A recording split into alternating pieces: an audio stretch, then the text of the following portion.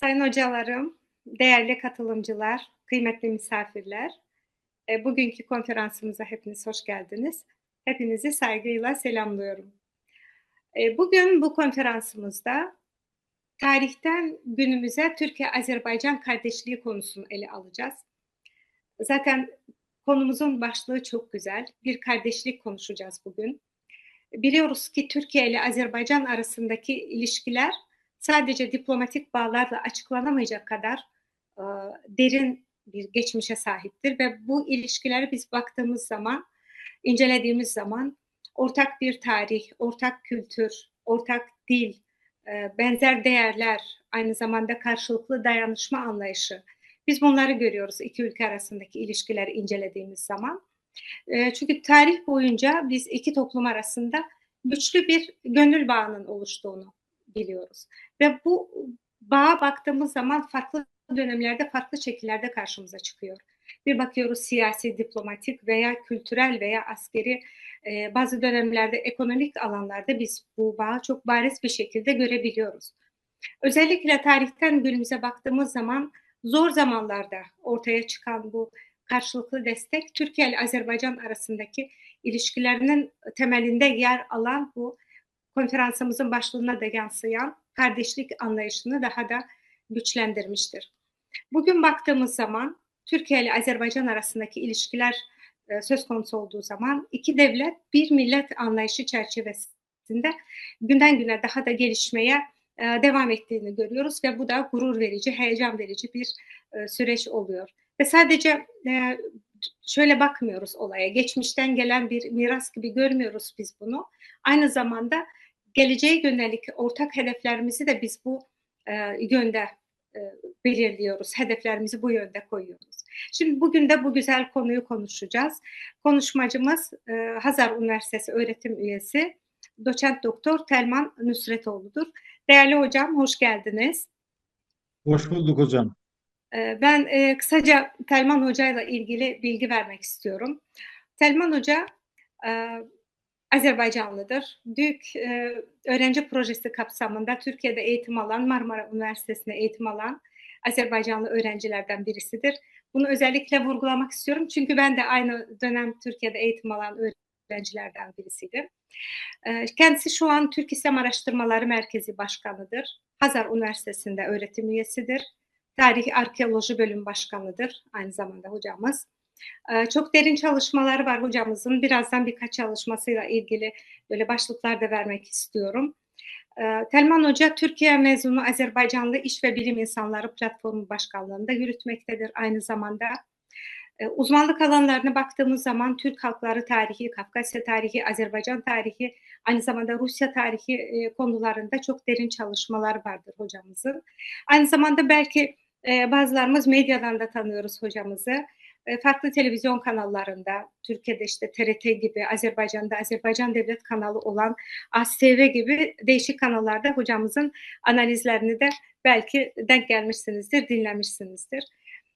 Şimdi birkaç tane örnek vermek istiyorum hocamızın çalışmalarıyla ilgili. Bu çalışmalardan bir tanesi Ötüken Neşriyatı'nda yayınlanmış olan Azerbaycan'da Rus Kilisesi ve Rusçuluk faaliyetleridir. Rusya'nın Azerbaycan'da hakimiyet kurma mücadelesi isimli bir çalışması var hocamızın. 1801-1813 yıllarını anlatır. İran'ın Azerbaycan siyaseti, özellikle bu Karabağ Savaşı örneğinde çok değerli bir çalışmadır. Rothschildler ve Bakü Petrolü isimli çalışması da çok değerlidir. Benim çok faydalandığım, benim kitaplığımda da güzel bir yerde duran Deli Petro'dan Putin'e Derin Rusya, güç mücadeleleri, gizli teşkilatlar, darbeler ve isyanlar gibi önemli çalışmaları var hocamızın. Bunun gibi yine onlarca çalışması var hocamızın. Hocam ellerinize sağlık. Şimdi isterseniz önce genel bir çerçeveyle başlayalım. Türkiye-Azerbaycan ilişkilerini böyle değerlendirdiğiniz zaman tarihsel olarak sıradan iki devlet arasındaki ilişki değil bu ilişkiler. Bu ilişkiler ayıran temel unsurlar sizce nelerdir? Buradan yola çıkarak 19. yüzyıl sonu ve 20. yüzyıl başlarında taraflar arasında neler yaşanmıştır? Bunları sizden dinleyelim hocam. Buyurun. Ee, Değerli hocam, öncelikle çok teşekkür ediyorum iltifatınız için, hoş sözleriniz için.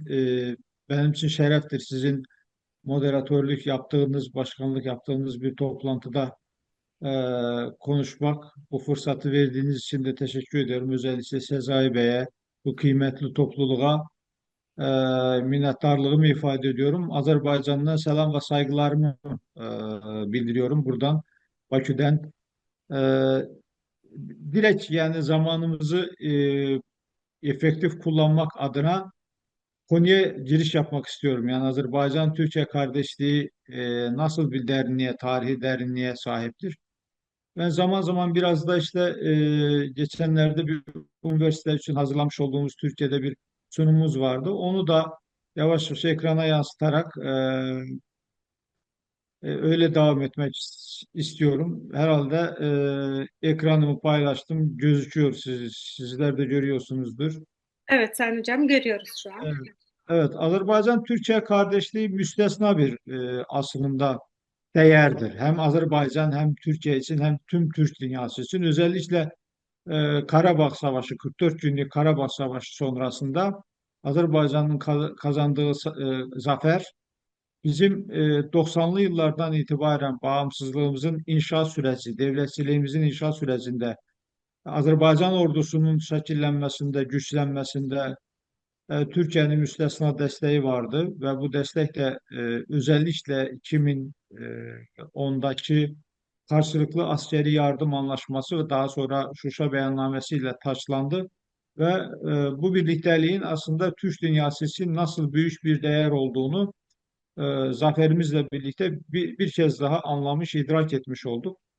Tabii iki Oğuz yani ikisi de Oğuz boyuna mensup olan ayrı ayrı yani tarihin akışı içerisinde farklı coğrafyalarda çok farklı devletler, imparatorluklar kurmuş iki kardeş topluluktan bahsediyoruz. Tabii yani tarihimizin müşterek noktalarını 1000 yıllık en azından yani işte Hunlar, Göktürkler, ondan sonra kurulan devletlerimiz olan Karahanlılar, diğerler hepsi bizim devletlerimiz, ortak devletlerimiz. Ama Büyük Selçuklu İmparatorluğu bizi coğrafi anlamda da diğer anlamlarda da birleştiren ortak tarihimiz. Yani ondan sonraki dönemlerde bizim zaten tarihimiz ortak bir şekilde devam etmiş. Ve böyle bir kardeşlik tarihi ama zaman zaman farklı coğrafyalarda biz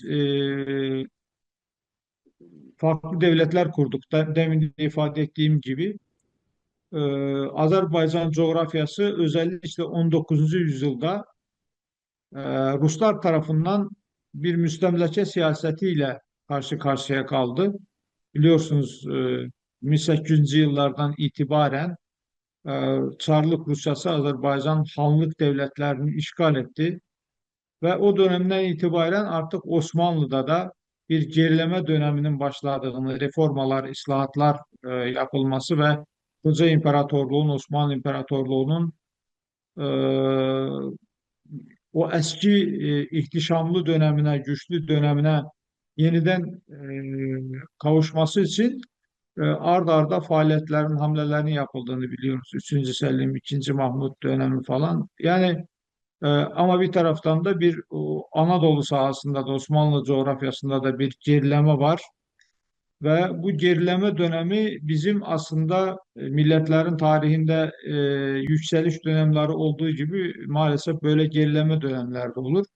Bu gerileme döneminde Azerbaycan Çarlık işgaline maruz kalırken Anadolu'da da zaman zaman Rusya ile savaşlar yaşandı. Yani Osmanlı Devleti ve bunların bazılarında e, yenildi. Özellikle 77-78 Rus-Osmanlı Savaşı çok ağır sonuçlandı. Ve ardınca Berlin Konferansı, Ayasofya'dan sonra Berlin Konferansı ve e, Ermeni meselesi de dolayısıyla bizim yani hem Azerbaycan'ın hem Anadolu'nun Ermeni yayılmacılığı, Ermeni terörü, emperyalizmin himayesinde olan bu problem bizim karşımıza çıkmaya başladı. 19. asırın ikinci yarısı Hanlıklar, Azerbaycan halkı müstemleke altında yaşarken aydınlarımız da bir taraftan kurtuluş nasıl yapılabilir, milli intibah, eğitim, marif intibahı nasıl yapılabilir? Bununla dertlendiler. O Çarlık rejiminin, istibdat rejiminin altında yaşamalarına rağmen e, bizim büyük aydınlarımızdan Hasan Bey Zerdabi bir cemiyet kurdu, Müslüman Hayriye Cemiyeti Bakü'de. Sonra gazete açtı. İlk Azerbaycan'daki gazete, ikinci gazetesini açtı. Ee, Ve bu zaman Azerbaycan'da özellikle eğitim alanında Osmanlı'nın yardımına ihtiyaç ortaya çıktı. Okulların reform edilmesi, yeni okulların açılması, Osmanlı öğrencilerin gönderilmesi, e, oradan bazı dersliklerin, ders kitaplarının talep edilmesi noktasında ihtiyaçlar meydana çıkınca Hasan Bey Zeydabi, ben sizin şu anda gördüğünüz Osmanlı arşivindeki mektupta işte Osmanlı'ya mektup yazarak bu konularda tabii Azerbaycan Türklerinin o zaman gözünü diktiği nokta başka bir yer olamazdı. İstanbul Osmanlı olurdu. Çünkü tüm aslında Türk dünyasının yegane ayakta duran e, büyük ve kudretli varlığıyla aslında dünya sahnesinde yerini alan devleti Osmanlı Devleti'ydi. Dolayısıyla olarak Osmanlı'dan e, bu yönde talepler oldu. Ve tabii Osmanlı Devleti de elinden geldiği kadar o dönemde yardımlar yapmaya çalıştı. E, Hacı Ziyadın Zerdabi'den sonra Bakü'de 1905 senesinde bir Müslüman Hayriye Cemiyeti, o cemiyetin devamı olarak yeni bir cemiyet kuruldu. Azerbaycan'ın çok ünlü hayırsever iş adamı Zeynalabdin Tağiyev o cemiyetin kurucusu oldu. Zeynalabdin Tağiyev ve dönemin Azerbaycan milli burjuvazisi özellikle Osmanlı ile ilişkilere çok büyük önem verdiler. Bakü Müslüman Hayriye Cemiyeti üzerinden, Nicat Cemiyeti, başka kurmuş oldukları gazete ve dergiler üzerinden Osmanlı'yla çok yakın ilişkiler kurmaya çalıştılar. Balkan Savaşları'nda özellikle Tağiyev, e, Musa Nağiyev, diğer Azerbaycanlı iş adamları e, karınca kararınca saflarını belli etme için Osmanlı Devleti'ne yardım kampanyaları başlattılar ve hem biliyorsunuz Balkan Savaşları'nda Azerbaycan'dan gönüllüler, Kafkasya'dan gönüllüler Balkan Savaşı'na gittiler. Hem de epey yardımlar toplandı. Biz bunu nereden öğreniyoruz? Hem Osmanlı arşivlerinden öğreniyoruz, hem bizim dönemin kayıtlarından öğreniyoruz. Şimdi çok aslında duygusal sahneler de yaşanmış o dönemde. Bakü'de bir baş şehbender var. Yani baş konsolos. Osmanlı Devleti'nin Bakü'de konsolosluk açmış Sultan Abdülhamit döneminde. E, Daha sonra da işte bu devam etmiş. Birinci Dünya Savaşı'na kadar konsolosluklar faaliyetlerine devam etmiş. Konsolos Ali Kemal Bey raporunda diyor ki işte bir gün evdeydim. Kapımı tıkladılar ve ben kapıyı açarken yaşlı, üzerinde eskimiş elbiseleri olan bir amca karşıma dikildi ve sen Osmanlı'nın buradaki konsolosu musun dedi. Evet dedim ve dedi elini bana uzat dedi. Elimi uzattığım zaman diyor, avucunda biraz para vardı. Parayı diyor benim avucuma koydu ve dedi ki ben 7 kişilik bir ailenin reisiyim. E, Hamallık yaparım, hamallıkla geçimimi sağlarım. Cuma günü en çok para kazandığım gündür. Bu savaşta ben de safımı belli etme adına topladığım paraları getirip size vermek istedim. Ve o dönemin kayıtlarında Osmanlı ilk aslında konsolosluğu açarken Bakü'de Azerbaycanlıların gelip konsolosluk önünde durup bayrağı seyrederek hatta gözyaşları döktüklerine dair kayıtlar var. Sonra Birinci Dünya Savaşı arefesinde yine zor günler. Yani bizim aslında kardeşliğimiz dar günlerin sınamalarından, zor günlerin, çetin günlerin kardeşliği diye bir ifade var bizim Azerbaycan Türkçesinde. O çetin günlerin kardeşliğidir. Azerbaycan-Türkiye kardeşliği ve bunun ben biraz da işte belgelere yansımış halini size sunmaya çalışıyorum nacizane. Şimdi Birinci Dünya Savaşı başladı. Biliyorsunuz Enver Paşa aslında Kafkasya cephesinde en büyük amacı Sarıkamış üzerinden taarruz gerçekleştirerek Kafkasya Türklerini ve Türkistan'daki Türkleri esaretten kurtarmak ve o büyük Turan hayalini gerçekleştirmekti. Ama maalesef savaş arzu edilen gibi olmadı. Sarıkamış'ta bir facia yaşandı ve çok sayıda esirler alındı Osmanlı'dan. Yani bak, şimdi ben size bu gösterdiğim resimleri biz Gürcistan arşivinden almıştık. Biz bunu kitaplaştırdık. TİKA'nın sayfasında da var. Marginde Osmanlı esirleri ve Azerbaycan Türklerinin esirleri yardımları. PDF olarak oradan indirip okuyabilirsiniz. Yani dört ülke arşivlerinden belgeleri tarayarak o kardeşlik, destansı kardeşliğin belgelere yansımış halini kitaplaştırdık. Sağ olsun TİKA da onu yayınladı. Şimdi görüyorsunuz bu fotoğraflarda sağ tarafta işte Sarıkamış'ta donmuş Tiflis arşivinden almıştık. Donmuş Osmanlı askerleri, şehitlerimiz, onların başının üzerindeki Rus subayları. Sonra bu esirler Sarıkamış faciasından sonra Kafkasya cephesinden esir alınan Osmanlı askerleri kayıt ve sorgulama işlemleri yapıldıktan sonra trenlerle Tiflis'e gönderiyorlar ve Tiflis'te oradan yine trenlerle Bakü üzerinden Sibirya'daki kamplara gönderiyorlar. Ve Azerbaycan Türkleri, şimdi bütün dönemin gazetelerine baktığımız zaman, Azerbaycan'ın gazetelerine baktığımız zaman e, nasıl bir felaketle karşı karşıya olunduğunu görebiliyoruz. Açlık, hastalık, çok salgın hastalıklar yaygın bir hale gelmiş. Burada ben özellikle sol tarafta gazetelerde yaygın bir şey var. Türk esirlerine dair, Türk esirleri. Bütün gazetelerde var. Oradan bir sağ tarafta ise bu Rusça olan metinler, Rusya'nın arşiv belgelerinden aldığımız metinler. Trenlerle gönderilen esirlerin içerisinde bazen onlarla hayatını kaybetmişler. Açlıktan, susuzluktan, hastalıktan. Bunlar Tiflis'ten gönderiyorlar ve Tiflis'ten gelen esirler de Kazak, bizim bu şey bölgesinden Kazak Tovuz Sayın Hocamız Vefa Hanım'ın da e, doğduğu, büyüdüğü o bölgeden gelip geçerek Gence'den de şeye doğru gidiyor. Yani Bakü'ye, Bakü'den orada da hastalıklı esirlerle sağlıklı esirler ayrıştırıldıktan sonra, onlar tasnifat yapıldıktan sonra onlar yine Sibirya'ya doğru gönderiyorlar ve her defa vagonların kapıları açıldığında ne kadar insanların hayatlarını itirdiklerini, ondan sonra susuz kaldıklarını, gıda yok, ilaç yok, hiçbir şey yok. Bu çok büyük infiala neden oluyor Azerbaycan Türkleri. Bunu bilgi istasyonlarda toplanarak tepki göstermeye başlıyorlar ve diyorlar ki bize izin verin.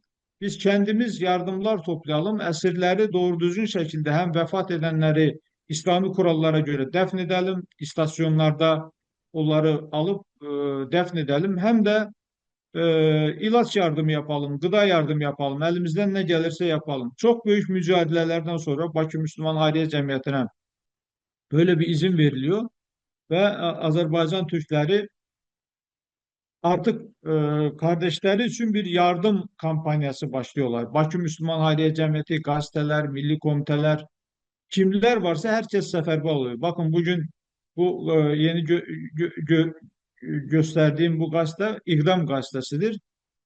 Türk esirleri, başlıkta Türk esirler var ve diyor ki e, esirler diyor Ruslar onlara kavrulmuş diyor buğdayla yani kendileriyle beraber getirdikleri buğdayla gıdalarını temin ediyorlar ve Ruslar onlara yemek verdikleri zaman bile sabır ve metanetle, imanla imtina ediyorlar. Onlardan, düşmanlarından yemek bile almak istemiyorlar diyor. Yani bizim gazetede yayınlanan bir haberdir. Ve o şartlar, bu da yine Açık Söz gazetesindeki bir haberdir. Esirlerin resimlerini koymuşlar. O şartlarda esirler namazlarını eda ediyorlar. Aşağıda yazmış ki esir Türk askerleri namaz üstte. Bizim Azerbaycan gazetesinde. E, ve çok aslında vahim olaylar yaşanıyor. Yani Bu Çanakkale türküsünde e, diyoruz ya, ölmeden mezara koydular beni.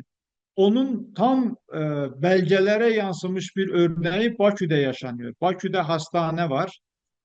E, Gelen esirlerin içerisinden ağır durumda olanlar hastaneye yerleştiriliyor ve orada tedavileri yapılması gerekir.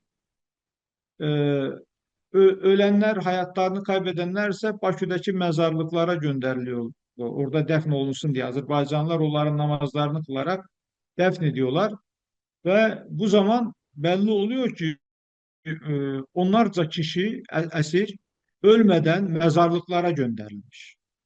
Ve yine onların namazları kılınırken Azerbaycanlılar ayağa kalkıyor. O olayla, yani onların ölmeden mezarlıklara gönderildiğini öğrendikten sonra millet yine bizim bu e, yetkililerin ciddi bir şekilde onların şeylerine, kurumların önlerine toplanarak itiraz ediyorlar ve diyorlar ki bu mutlaka soruşturulsun ve bu bugün gördüğünüz o dosyalar soruşturma dosyası ve e, o soruşturma dosyasında bu işi yapan hekimler neden ölmeden asirler mezarlıklara gönderilmiş, onlar bile tespit edilmiş, sorgulanmış, onlardan bazı işte ifadeler alınmış.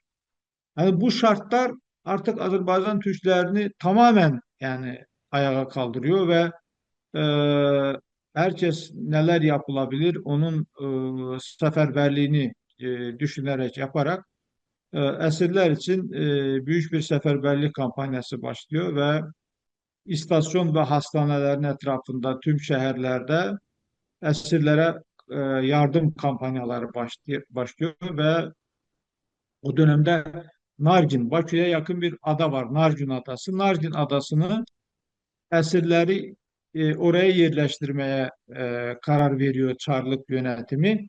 Biraz daha Bakü'den, halktan uzak tutsunlar diye esirleri adaya yerleştiriyorlar ve orada esirlerin çok daha perişan bir halde olduğunu, günde onlarca esirin hayatını kaybettiğini, fiziki koşulların bina falan yani 40 kişi eğer bir şeyde kalması gerekirse 120-130 kişinin üst üste böyle oralarda esirin, askerin orada tutulduğunu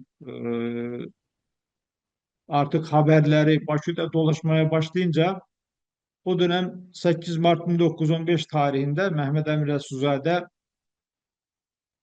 Nicat Maarif Cemiyeti'nin ofisinde e, bütün bu Müslüman muharrirleri, naşidleri toplayarak diyor ki bizim bu Nevruz Bayramı arefesinde biliyorsunuz bizim bu coğrafyalarda Nevruz Bayramı çok iyi kutlanır. Bizim artık bayram kutlamaya hakkımız yok. Esirlerimiz o durumdayken Anadolu'dan gelen mülteciler, kaçkınlar, Kars, Ardahan falan Ruslar oraları işgal ettikten sonra oralardan da artık mülteciler geliyor Azerbaycan'a. Biz burada rahat yaşayamayız, bir rahat bayram yapamayız. Onun için bir kampanya başlamamız lazım.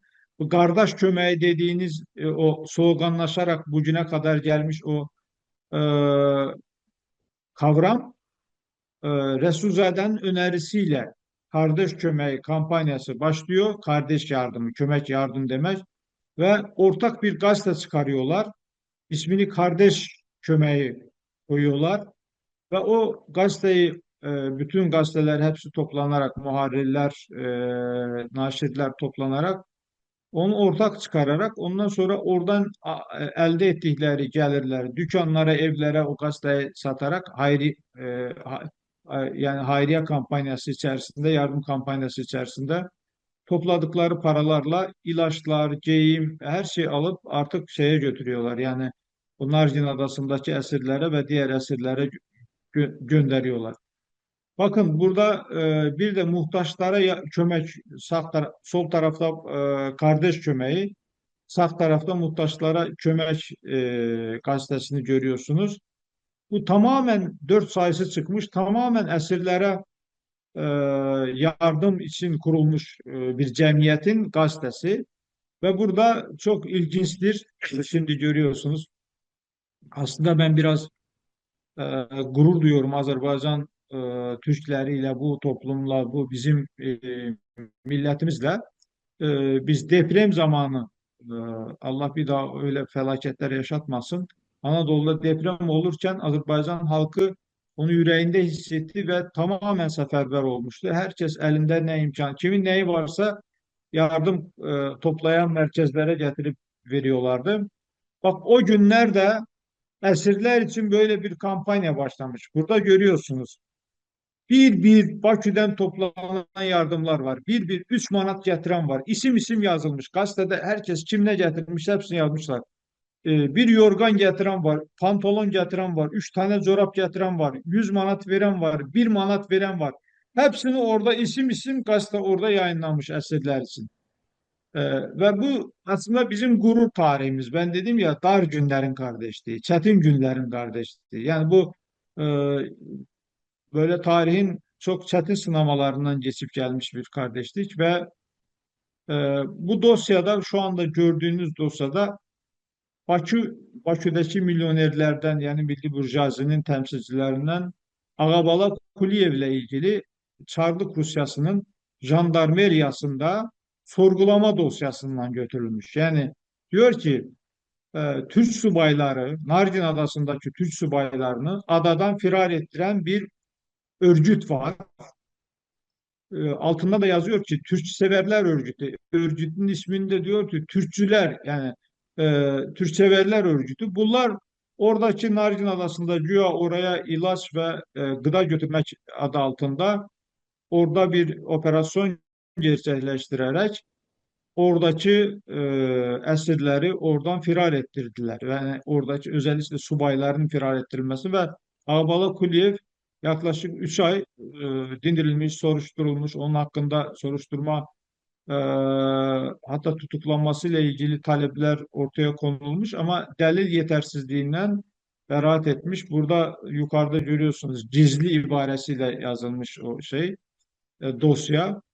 Ve bu şekilde onlarca dosyalar var. Yani Rusya arşivinde onlarca dosyalar var. Mesela e, başka bir dosyada diyor ki işte polis departmanına ulaşan bilgilere göre imparatorluğun düşman devletlerin tebaası olan esirler için tahsis edilmiş çeşitli bölgelerinde esirleri sahte pasaportlar ve farklı türde kimlik belgeleriyle temin eden, ayrıca bu esirlere bulundukları yerlerden kaçış imkanı sağlayan sus örgütü niteliğinde bir yapılanma oluşmuştur. Yine e, bu şekildeki dosyaların hepsinde Azerbaycan'da böyle bir örgütün varlığından bahsediyorlar ve esirlerin firarının organize edildiği bu arşiv belgelerinden, dosyalardan biz açık şekilde görebiliyoruz. Dönemin Azerbaycan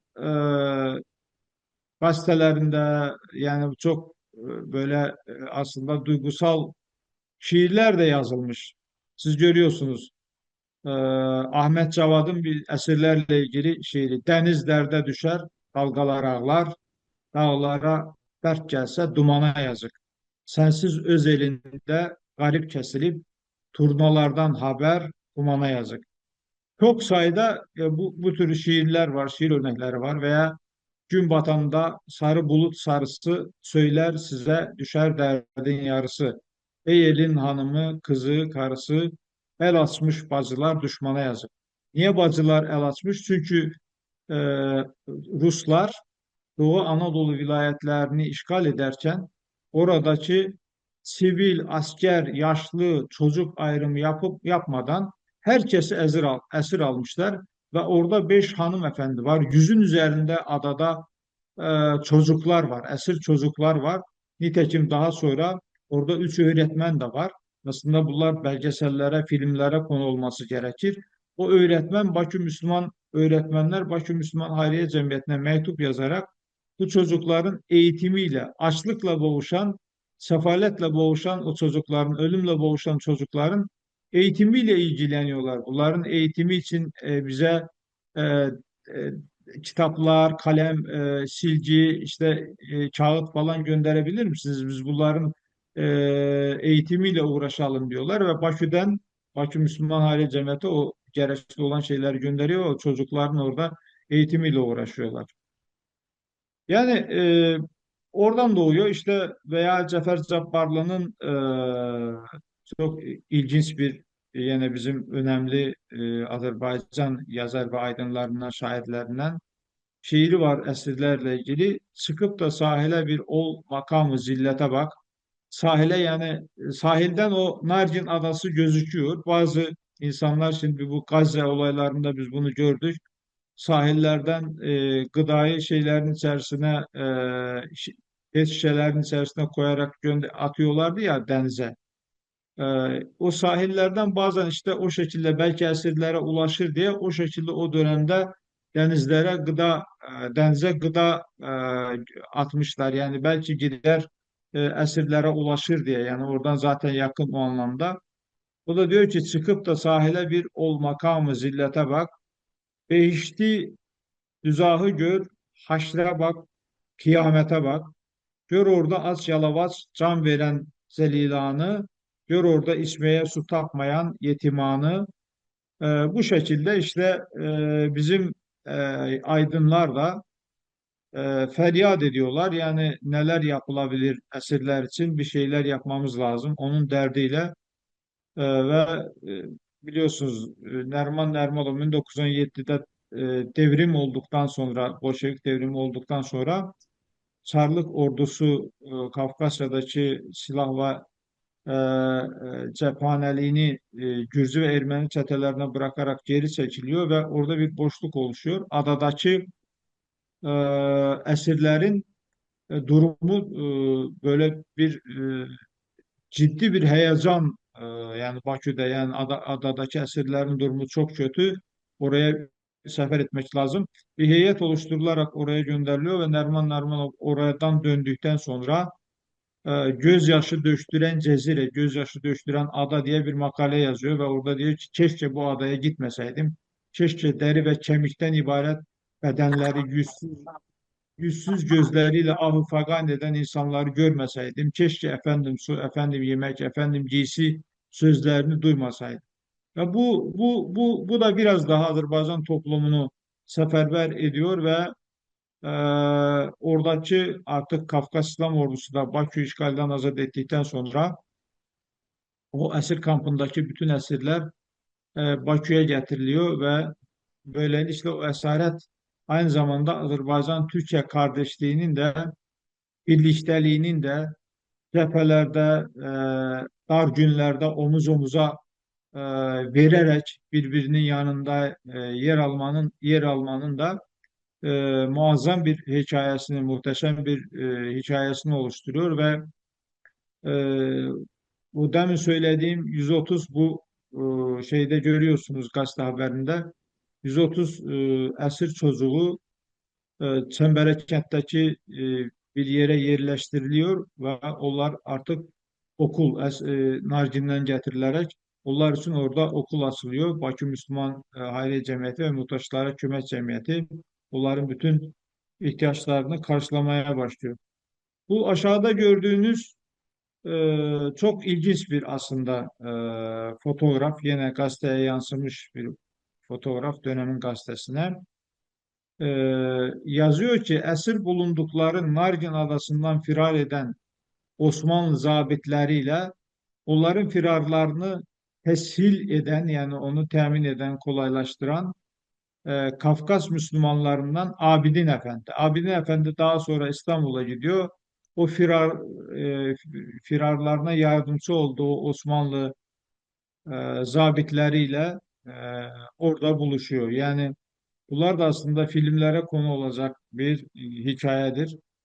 Yani Azerbaycan Türkleri kardeşlik vazifelerini icra ederek esirler için, muhtaçlar için, mülteciler için ellerinden ne geliyorsa bunu yapmaya çalışıyorlar ve dönemin gazetelerinde de tamamen bu hafta çok sayıda bilgiler, belgeler var ve biliyorsunuz 1918 31 Mart'ta Bakü başta olmakla birkaç gün devam eden soykırımlarla Müslüman Türk nüfus yok edilmeye çalışıldı. Çünkü Çarlık rejimi yıkıldı.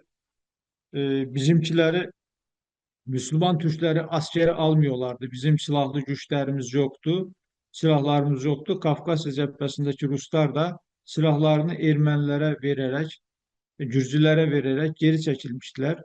Ermenilerle, Bolşeviklerle, Taşnaklar birleşerek Bakü'de bir soykırım yaptılar 31 Mart. Sonra Şamaxı'da, Qubada, büyük şehirlerimizin hepsinde bir soykırım gerçekleştirerek aslında etnodemografik bir proje, yani Azerbaycan'ı Türk ve Müslümanlardan arındırma projesini gerçekleştirmeye çalıştılar. Ve o dönemde Azerbaycan e, milli varlığını korumak için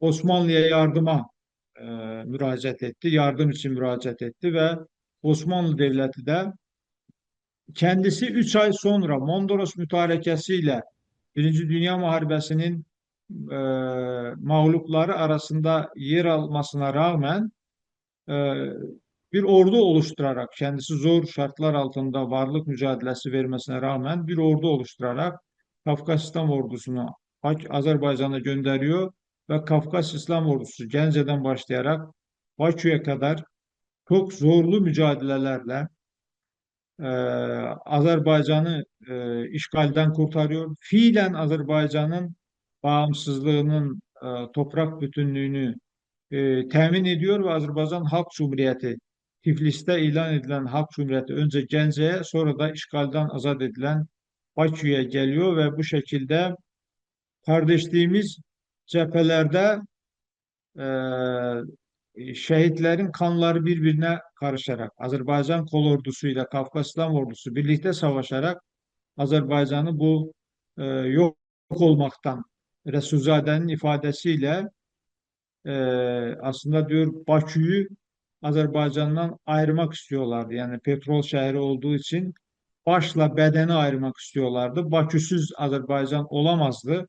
Sadece Bakü değil, diğer şehirlerimizi de, büyük şehirlerimizi de Türk Müslüman nüfustan arındırarak e, orada istediklerini yapmayı, gerçekleştirmeyi istiyorlardı. Ama e, Kafkas İslam Ordusu ve milli mücadelemiz bu anlamda büyük bir, destansı bir karşı koyuşla, mukavemetle e, bu emperyal projeleri engellemiş oldu.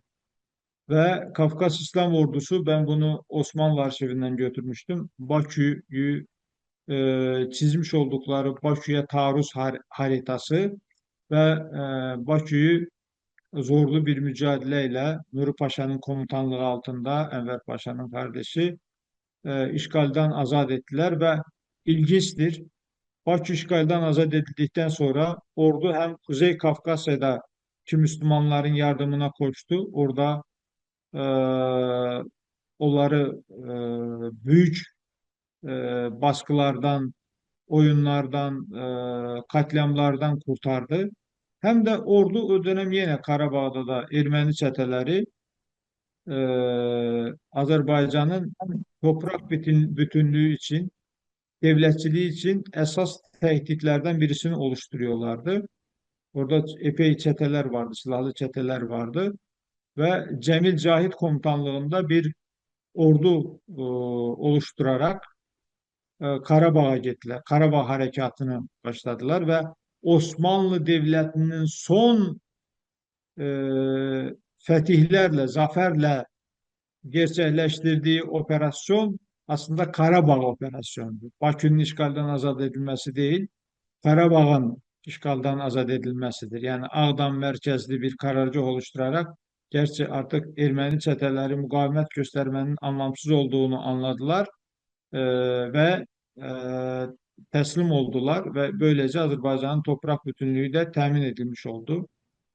Kafkas İslam Ordusu muhteşem aslında bir tarih yazdı. Azerbaycan Türkiye kardeşliği adına ve Bakü'nün kurtuluşunun 2018'deki 100 yılı anısına, biliyorsunuz Bakü'de Sayın Cumhurbaşkanlarımızın da katılımıyla, Erdoğan ve Cumhurbaşkanımız Aliyev'in katılımıyla anlamlı tarihi tören yapılmış oldu ve orada da çok anlamlı mesajlar verildi.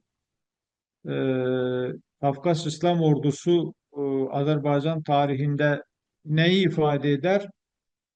Onu ben size işte bu şimdi görüyorsunuz Azerbaycan'ın resmi gazetesi Azerbaycan gazetesinin 15 Eylül yani Bakü 1918 15 Eylül'de kurtarılmıştı.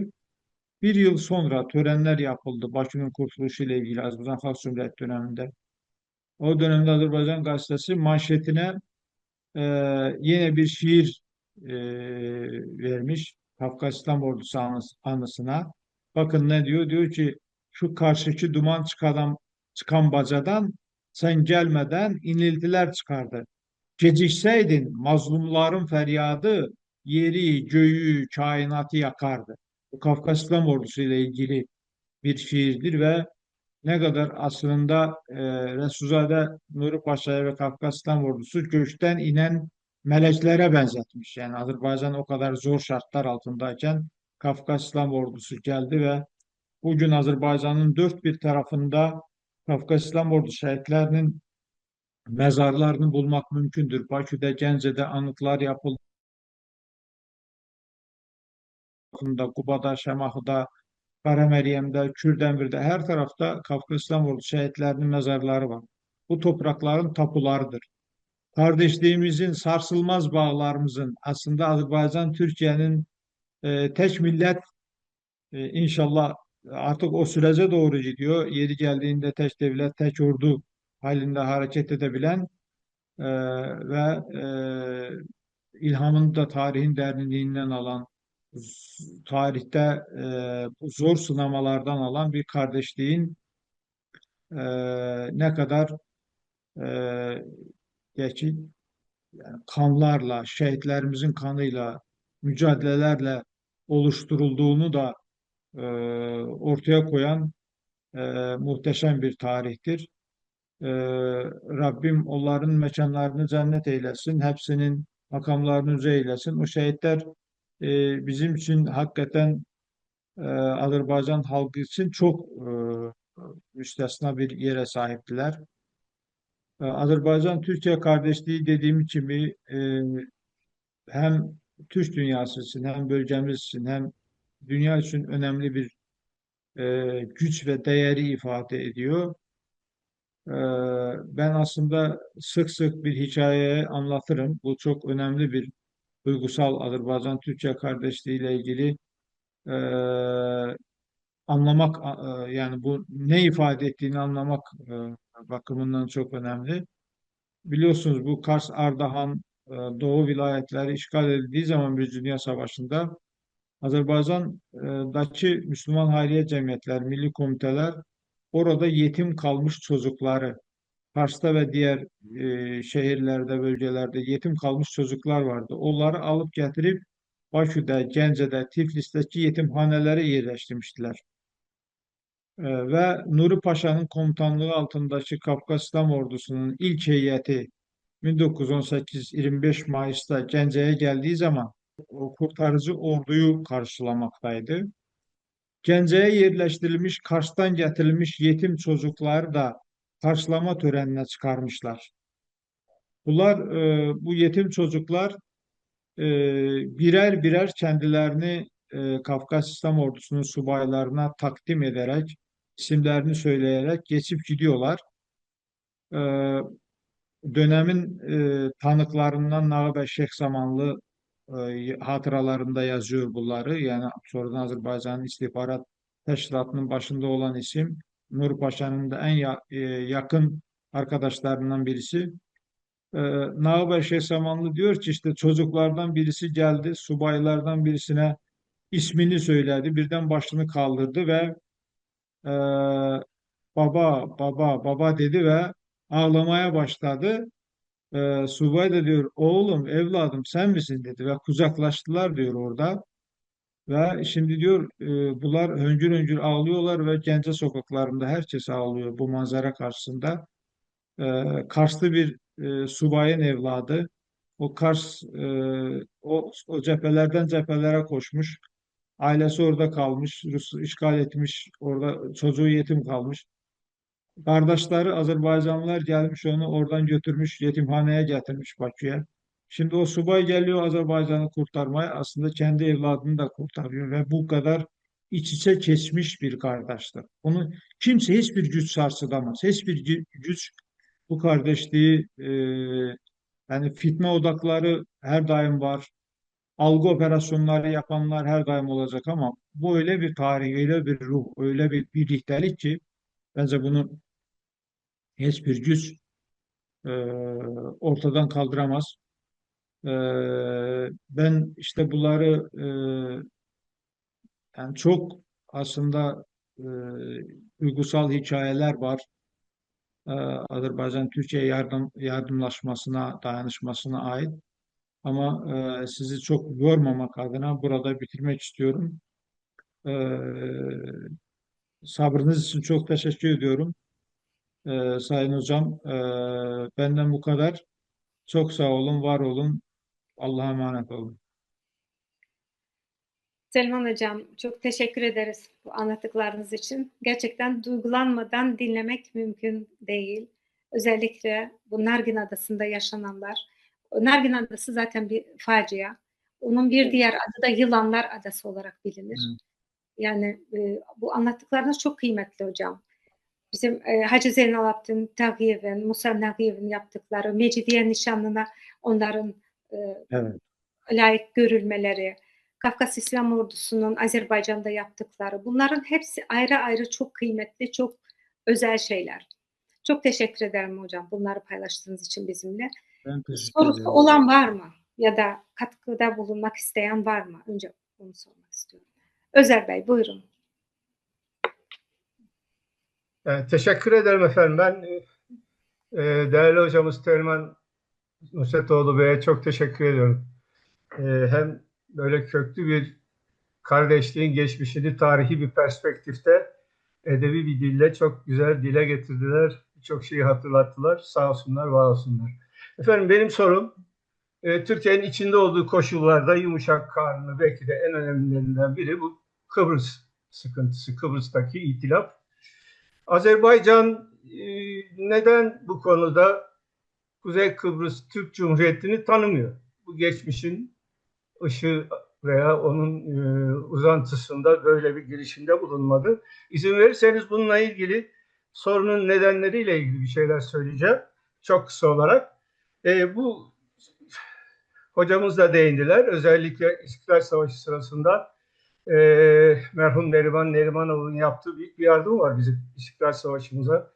Önce bir önemli bir miktarda altın gönderiyorlar. Daha sonra tekrar bir altın ruble 10 milyon civarında bir kayıtlarda gözüken. Elçi Bey dönemi belki daha az değinildi. O dönemde çok ayrıcalıklı bir kardeşlik ilişkisi gelişiyor. Bunun karşılığında ben Türkiye Petrolleri'nde bu yurt dışı projeleri kurdum. Arama grubu başkanıydım. 90'lı yıllarımın önemli bir kısmı orada geçti ve Azerbaycan malumunuz önemli bir petrol ve doğalgaz ülkesi ve bugün batılı pazarlara bu hidrokarbonlarını ulaştırıp buradan önemli bir ayakta kalacak veya bugün en önemli döviz gelirini sağlayacak hidrokarbonlarını satma imkanı buldu. TANAP ve TAP'la beraber. Bununla birlikte bir proaktif challenge deden yani bir ön alan bir girişimde o dönemde Türkiye ABD ve Gürcistan'la birlikte Azerbaycan'ın önemli bir destekçisi oldu ve bunun sağlanmasında belki de en önemli paya sahip. Bugün işte Azeri Çıralı, Derin Güneşli gibi, Bakü Tiflis, Ceyhan gibi, Şahdeniz gibi, Güney Gaz Koridoru gibi gerçekleşenler var. Şimdi bununla birlikte geçen sene Nisan ayında malumunuz bir AB ile bu Türk Devletleri Teşkilatı aralarında işte Kazakistan, Özbekistan vesaire diğerleri de var. Bir anlaşma imzaladılar ve e,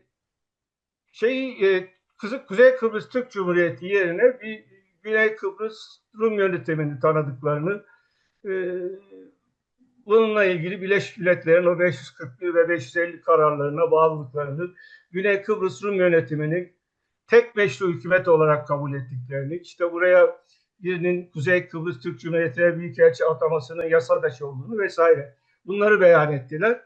Bu konuda da Azerbaycan'dan yükselen bir ses duymadık. Sorumu bir daha yöneltmek istiyorum ve tamamlıyorum. Kuzey Kıbrıs Türk Cumhuriyeti'nde Azerbaycan'ın bu şekildeki tavrı, yani bugüne kadar desteklese, bu önemli bir domine etkisi yapacak. Başka etkiler de gelecek tabii. O açıdan önemli olduğu için soruyorum. Sayın hocamız ne düşünüyorlar bu konuda? Teşekkür ederim. Soru için çok teşekkür ederim Özer Bey. Ama bence bir yanlış bilgi de var. Azerbaycan başından beri Kuzey Kıbrıs aslında bütün Azerbaycan toplumu için bizim Aralık Deniz, Akdeniz'deki kalemizdir bütün Türk dünyasının. Önemlidir ve Azerbaycan devleti özellikle Cumhurbaşkanımız birkaç defa konuşmalarında e, Kıbrıs Türklerinin haklarını sonuna kadar savunacağını ifade etti Azerbaycan olarak ve Kıbrıs Azerbaycan parlamentolar arası dostluk grubu var şu anda Azerbaycan'da. İlk kez bir Cumhurbaşkanı düzeyinde Ersin Tatar Bey Cumhurbaşkanı için Bakü'ye davet edildi. Azerbaycan Cumhurbaşkanı resmen kabuller gerçekleştirildi. Bir devlet başkanı sıfatıyla. Azerbaycan'ın aktif teşebbüsleriyle Kuzey Kıbrıs Türk Cumhuriyeti Türk Devletleri Teşkilatı'nda gözlemci üye oldu ve bugün Türk Devletleri Teşkilatı liderlerinin her toplantısında biz gururla Kuzey Kıbrıs'ın bayrağının da orada dalgalandığını görüyoruz. Ama tanıma konusunda biliyorsunuz Azerbaycan e, yani bu uluslararası ilişkilerde bir güç ve imkan dengesi değilen bir anlayış var. Yani biz çok isterdik ki demin bahsettik tarihi titreden büyük imparatorluklar kurmuş, büyük Türk milletinden bahsediyoruz bu coğrafyada, başka coğrafyalarda ama bugün gelişiyoruz, güçleniyoruz, birliğimiz artıyor ama henüz istediğimiz düzeyde bir güç birliğimiz yok o anlamda ve mesela işte bizim de üzerimizde büyük bazen baskılar oluyor hem Türkiye'nin hem Azerbaycan'ın. Mesela bizim toprak bütünlüğümüzle ilgili sorunlarımız vardı biliyorsunuz. Karabağ, Azerbaycan uzun ve zorlu mücadelelerden sonra savaş yoluyla topraklarındaki o ayrılıkçı rejimi yok etti ve toprak bütünlüğünü temin etti. O dönem Kuzey Kıbrıs'ı e, biz eğer tanısaydık resmen e, bazı devletler de orada kurulmuş olan sözde devleti tanıma tehdidi yani Karabağ zaten bunu yapıyorlardı bize ve bir de Azerbaycan'ın Avrupa Birliği ile diyelim belirli bir ilişkileri var. O ilişkiler yani Türkiye'nin olduğu gibi Azerbaycan'ın da bazı ilişkiler var. İşte e, bu ilişkiler bazen işte uluslararası ilişkilerde denklem olarak, denge olarak e, Rusya'ya karşı yani bu zor bir coğrafyada yaşıyoruz. Rusya'nın da emperyal heveslerinin, isteklerinin bitmediğini biliyoruz. Yani Ukrayna olayları bunu daha açık şekilde Gürcistan olayları gösterdi. Yani devlet dengeli olmak zorundadır. Yani hele hele bizim gibi büyük yani orta ölçekli bir devlet dengeli bir politika yürütmek zorundadır ve bir de eğer bizim 2020'ye kadar bir toprak bütünlüğüyle ilgili sorunumuz varsa o konuda da ayrı bir siyaset izlemek. Ama ona rağmen Azerbaycan hemen 44 günlük Vatan Savaşı'ndan sonra hızlı bir şekilde Kıbrıs konusunda uluslararası arenaya taşıyabilmek ve Kıbrıs Türklerinin haklı davasını savunmak için devlet düzeyinde çoklu işler yaptı. Bunu da itiraf etmek lazım, bunu da görmek lazım. Ama günün birinde o tanıma olayı da olacak. Bu Türkiye ile istişare halinde yapılan faaliyetlerdir. Yani Azerbaycan Şuşa beyannamesini bir okuduğunuz zaman Azerbaycan ve Türkiye'nin yeri geldiğinde tek devlet, tek ordu gibi hareket edebileceğini, dünyada başka bir örneği yok. Yani Milli Güvenlik Kurullarının ortak toplantılarının yapılması. Yani bu başka bir şey. Yani bu işler bugün bugün hala yani olmadıysa yani Azerbaycan resmen tanımadıysa yani de facto olarak zaten Kuzey Kıbrıs tanınıyor. Burada büyükelçiliği var Bakü'de. Ondan sonra Cumhurbaşkanı kabullerde, Türk Devletleri Teşkilatı'nda gözlemci. O biraz Türkiye'nin de içinde bulunduğu koşullar, jeopolitik koşullar, orada bazı arayışlar, bazı meseleler, her bir şey zamanında yapılır. Zamanında ben eminim ki Kuzey Kıbrıs Türk Cumhuriyeti'nin de hakları tanınacak ve o devlet artık dünya devletleri tarafından da tanınacak ve nihayetinde bu Kuzey Kıbrıs Türklerinin haklarını kimse e, ellerinden alamayacak. Buna ben eminim. Ama bazı şeyler işte zamanla taktik meseleler var, stratejik meseleler var, planlamalar var zamanla. Ama Orta Asya Türk Cumhuriyetlerine gelince yani yaklaşık 150 yıllık bir esaret ve müstemleke dönemi yaşamış bir coğrafyadan bahsediyoruz. Büyük projeler oynanmış, büyük oyunlar oynanmış o coğrafyanın üzerinde. Yani yeni yeni bağımsızlık, millileşme, tarih kimliğine geri dönme. Bir tarafta şimdi o soruya cevaben söylüyorum. Çin tehdidi, öbür tarafta Rusya tehdidi. Onlar da Avrupa İttifakı'yla bir şekilde bir dengeli siyaset, dengeleme ya, gerçekleştirmek ilişkileri. Avrupa İttifakı da biliyorsunuz sonuna kadar, sapına kadar adamlar Türkiye'ye bu kadar muhtaçlar. Şu anda Türkiye'nin ordusuna, milli savunma sanayisine büyük ihtiyaçları var, Ukrayna falan. Yine de adamlar diyorlar ki Balkanlarda Çin, Rus, Türk tehdidi var. Yani aday olan Avrupa Birliği'ne aday olan bir ülkeyle ilgili Ruslar da aynı şeyde değerlendirmeler yapıyorlar. Yani bu kadar yakın ilişki NATO'nun üyesi olan adamlarda bir Türkiye-Azerbaycan şeyi var. E, Yani bu zihinlerin zihin arkası dünyalarından beslenen bir şey var yani bize karşı.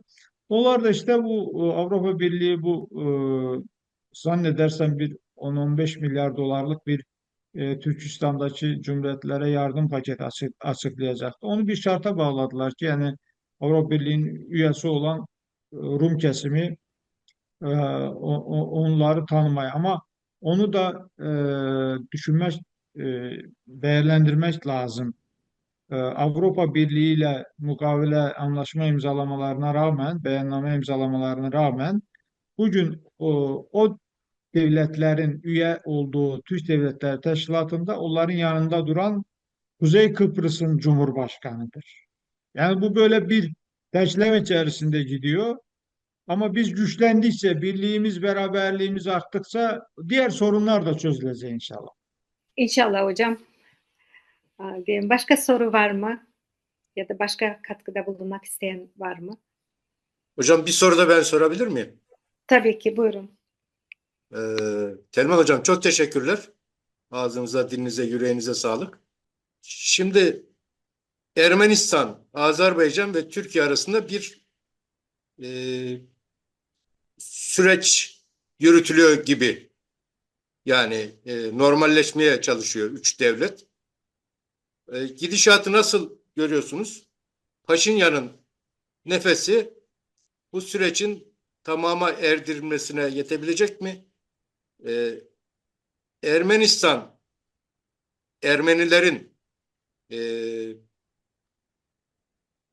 yani bir Türk düşmanlıkları olduğunu biliyoruz yani katı bir Evet. şekilde. Onda bir değişim olabileceğini düşünüyor musunuz?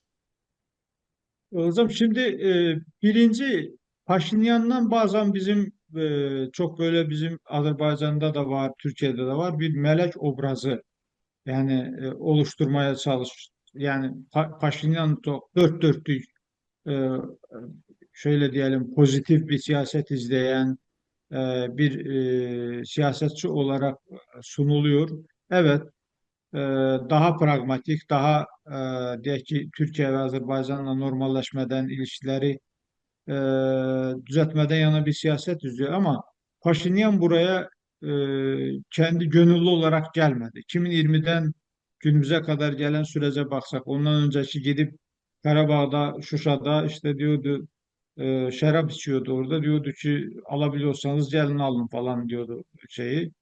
E, Yani ama Azerbaycan ordusunun gücünü, Cumhurbaşkanımızın demir yumruğunu gördükten, yedikten sonra anladılar ki bu bölgede Türkiye ve Azerbaycan'la normallaşmak lazım.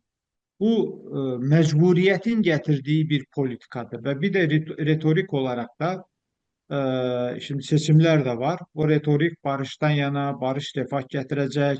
Türkiye ve Azerbaycan, Türkiye gözle görülür. Yani Yerevan'dan baktığınız zaman 12-15 kilometre öbür tarafta Türkiye görüyorsunuz. Yani o gözle görülür bir meseledir. Diyor ki işte bak, o sınırların açılmasını istiyorsanız oradan bize bir refah gelmesini, on binlerce Ermeni gidiyor Türkiye'de çalışıyor, para kazanıyor.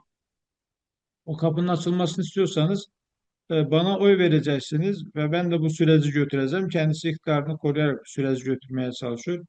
Ama Ermenistan'da bir de devlet olarak Ermenistan e, daha çok dış güçlerden asılı olan bir ülkedir. Yani siyasetçileri bazen Moskva'nın, bazen Fransa'nın, bazen Amerika'nın istihbarat kurumlarından talimat alan insanlar. Yani bunlar da bir şekliyle proxy, Ermenistan'ın yeniden bize karşı kullanılan bir proxy güç olarak devam ettirmek istiyorlar. Ee, Onun için sürece bakmak lazım. Yani biz her şeye hazırlıklı olmamız gerekir. Her şeye. Evet, Paşinyan'ın orada kazanması, Paşinyan'ın güçlü olması bizim şu anda işimize geliyor. Yani adam e, diyor ki barışın alternatifi yok. O alternatif var ama alternatif de diyor Azerbaycan'ın demir yumruğudur. O demir yumruğun da lezzetini biz gördük. Ondan dolayı diyor,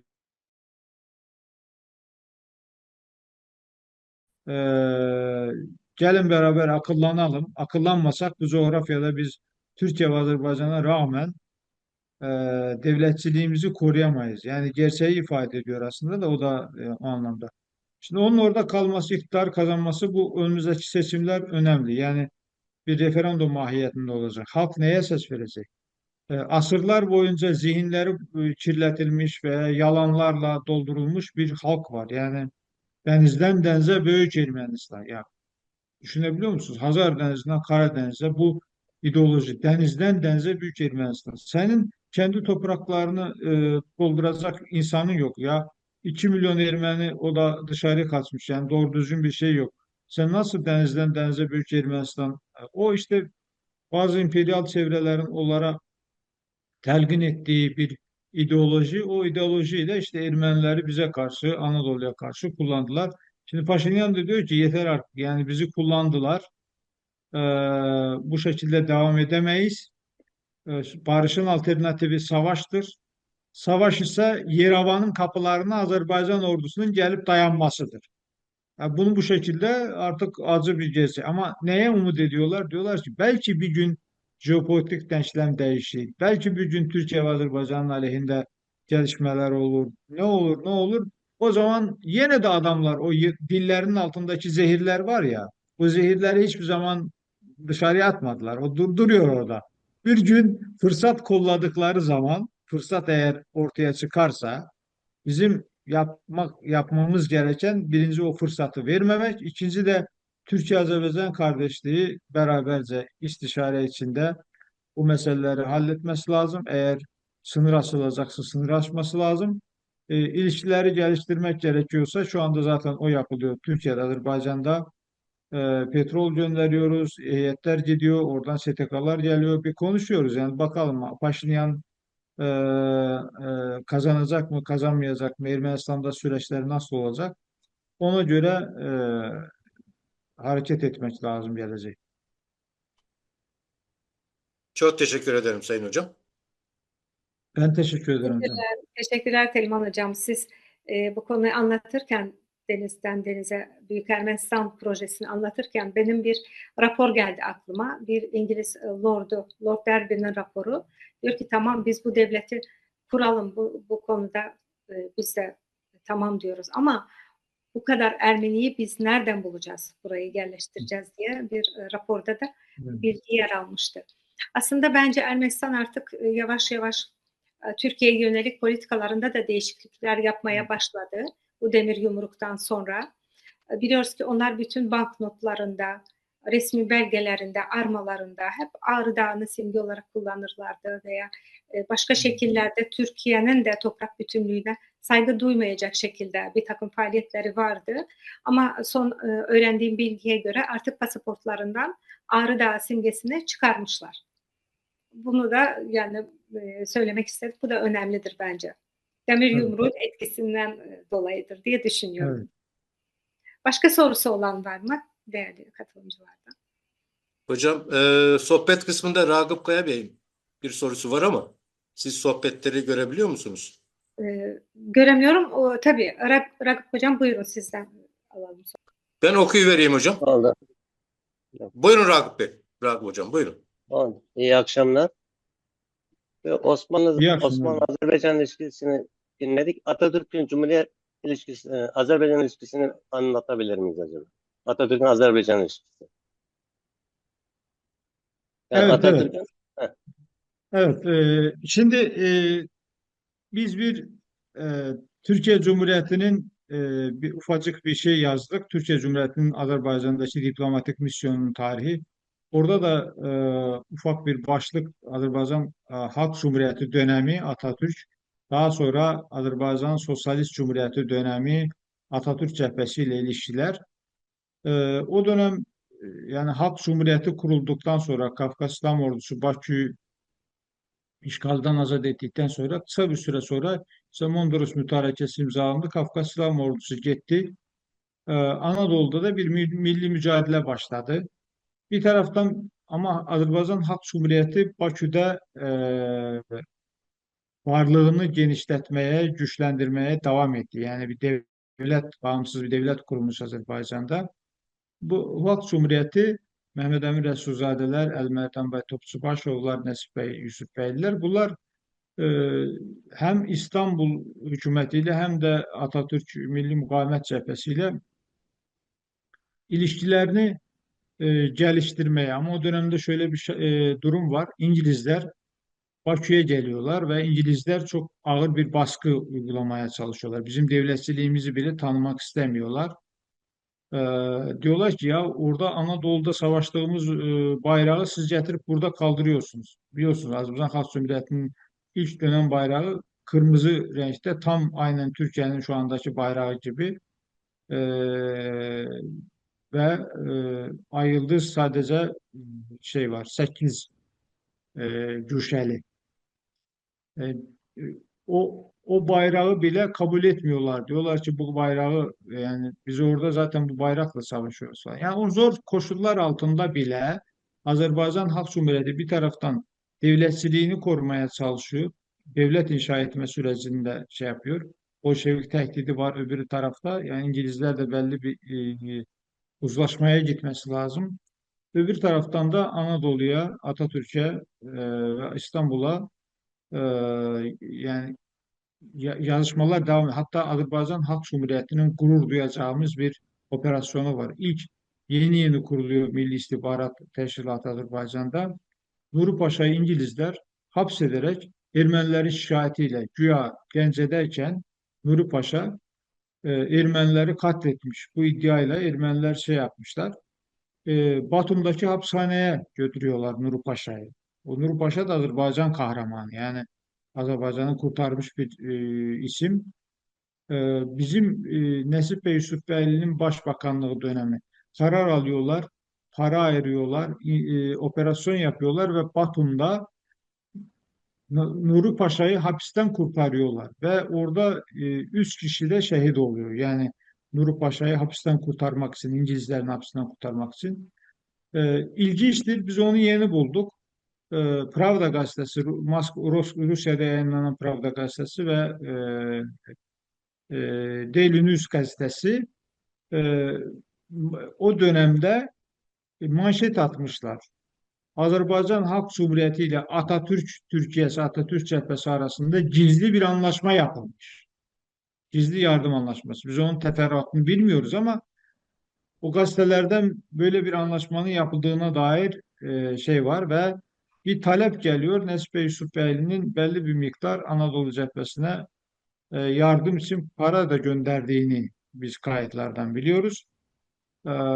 Ama sonra işte Halk Cumhuriyeti tutanamayınca, yani Bolşevik devrimi karşısında o dönemin bir şey gibi, bir salgın gibi gelen bir komünizm şeyi var. Her tarafı kuşatan e, ve Anadolu cephesinde Atatürk Cumhuriyeti'nin de e, Bolşeviklerle İngilizler ve Fransızlar karşısında e, duruş getirebilmek için Bolşevik yardımına, buradaki Türkistan ve Kafkasya'daki Müslümanların yardımına ihtiyaç var. Onun için işte o dönemde işgal sonrası kurulan halk, yani sosyalist cumhuriyet dediğimiz Azerbaycan'da sosyalist cumhuriyette Atatürk'le çalışmaya başlıyor bir dönem ve Derman Dermanov biliyorsunuz ihtiyaç duyulan hem parayı hem de petrolü gönderiyor. O dönemde Memduh Şevket Esendal e, ilk Türkiye Büyük Millet Meclisi'nin e, mümessil diyelim, yani temsilcisi, Bakü'de temsilcisi olarak atanıyor. Yani dışarıdaki ilk temsilciliği, Türkiye Büyük Millet Meclisi'nin ilk temsilciliği Bakü'de açılıyor. Buradan da oraya Evilov e, sefir olarak gidiyor ve Atatürk de onu çok takdir ediyor. Meşhur o açılıştaki konuşması var. Diyor ki Yunanlılar buraya kendi bayraklarını dikmek istiyorlardı. Bakın işte şimdi kardeş ülkenin bayrağını kaldırıyoruz. Onlar öyle bir hayal kurmuşlardı. Dolayısıyla böyle bir ilişki var hocam. Çok uzatmamak adına yani biraz özet geçmeye çalıştım. Oldu. Hocam ağzınıza Teşekkürler. sağlık. Eyüp Aytekin hocamızın bir mesajı var. Onu okumak istiyorum. Hocam Allah razı olsun. Bir dedesini Sarıkamış cephesine vermiş ve akıbetini bilmeyenlerden biri olarak sunumunuz için çok teşekkür ediyorum diyor. Necmettin Ben Ence teşekkür ederim. hocamız da hocam emeğinize, yüreğinize sağlık diye mesajlar yazmışlar. Başka soru sormak isteyen var mı? Sanırım başka soru yok. O zaman kapatalım isterseniz bu oturumumuzu. Değerli hocam, değerli katılımcılar, hepinize teşekkür etmek istiyorum. Telman hocam özellikle bu kıymetli değerlendirmeleri için çok teşekkür ediyorum. Gerçekten de baktığımız zaman bugün bu konuşulanlar bize bir kez daha gösterdi ki Türkiye-Azerbaycan ilişkileri yalnızca diplomatik, siyasi bir yakınlık değil, tarih, hafıza, mücadele, kardeşlik zeminidir deyip bu şekilde oturumumuzu kapatmak istiyorum. Herkese katkılar için teşekkür ederim. Sağ olun hocam. Allah'a emanet olun. Çok sağ olun. Davet için teşekkür ederim. Tekrar teşekkür ediyoruz Sayın Teşekkür Hocam. ederim. Allah'a emanet Evet. olun. Hayırlı geceleriniz olsun. Allah'a emanet olun. İyi Sağ olun. geceler. Teşekkür ederiz. Hayırlı Teşekkür geceler ediyoruz dinleten. Sayın Hocam. Herkese iyi geceler. İyi geceler.